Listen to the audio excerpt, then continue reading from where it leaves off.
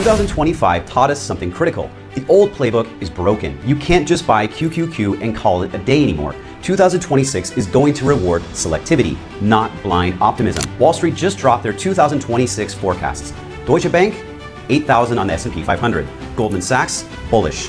Morgan Stanley, same story. But here's what they're not telling you. The market is more concentrated than it's been in 50 years. The top 10 stocks are driving half the returns. And if you're Canadian like me, blindly following American investment advice could actually destroy your wealth. I'm Alex. I hold 70% of my portfolio in US stocks. And today I'm walking you through exactly what I'm selling, what I'm buying, and the tax strategies that most Canadian investors completely miss. Look, I get the excitement. AI spending hit $200 billion this year. Tech companies are printing money, right? Wrong. Here's the uncomfortable truth. Microsoft, Google, Meta, they're all spending tens of billions on AI infrastructure, but their earnings per share barely moving. We're in this weird phase where the spending is real, but the profits are still theoretical. Meanwhile, interest rates didn't come down like everyone predicted.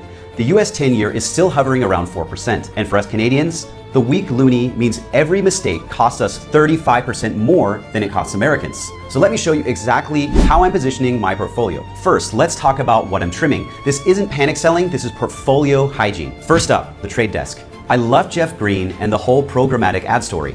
That said, Amazon's ad business is really eating their lunch. They have the data, the scale, and the ecosystem.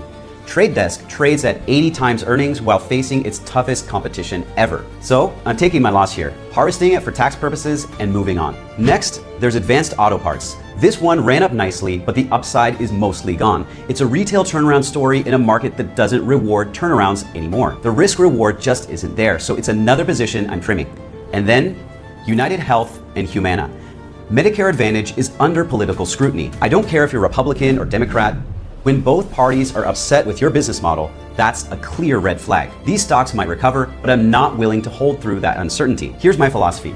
In a concentrated market, every position needs to earn its place. If I'm not confident a stock will outperform, it's gone. Now let's move on to the good stuff, the positions I'm adding for 2026. First, Toast. This is my highest conviction ad. Toast dominates restaurant payments and management software. They're not just processing transactions, they're running entire restaurants, inventory, payroll, delivery, everything.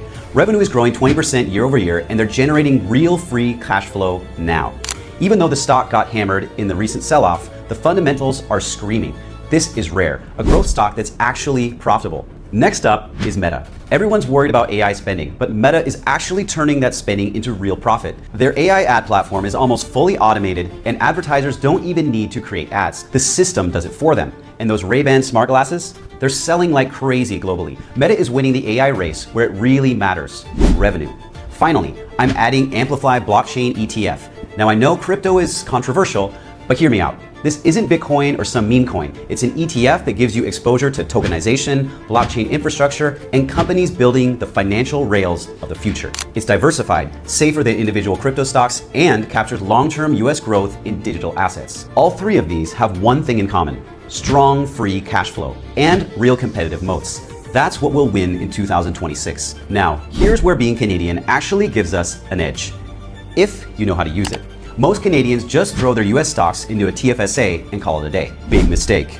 Dividend-paying US stocks should go in your RRSP because of the US tax treaty. You recapture that 15% withholding tax the IRS would otherwise take. Growth stocks with no dividends, like Toast, go in your TFSA, so all your capital gains are completely tax-free. And if you're converting CAD to USD at your bank, you're probably paying 1.5 to 2% in FX fees. That's $1,500 to $2,000 on every 100,000. Using Norbert's Gambit cuts that down to almost nothing. It takes 15 extra minutes, but it saves you thousands. Here's my controversial take. I treat USD as a long-term asset, not a short-term risk. The Canadian dollar has been weak for years, and I don't see that changing. Holding USD is a hedge in itself. So here's how I'm approaching 2026. Remove what no longer works. Concentrated winners, political risks, stretch valuations. They're out. Add strong free cash flow companies that generate real cash, not just revenue growth. And optimize for Canadian tax law. This is non-negotiable. Copying American YouTubers is a recipe for disaster. CRA rules, mortgage rates, TFSA, RRSP, they all work differently.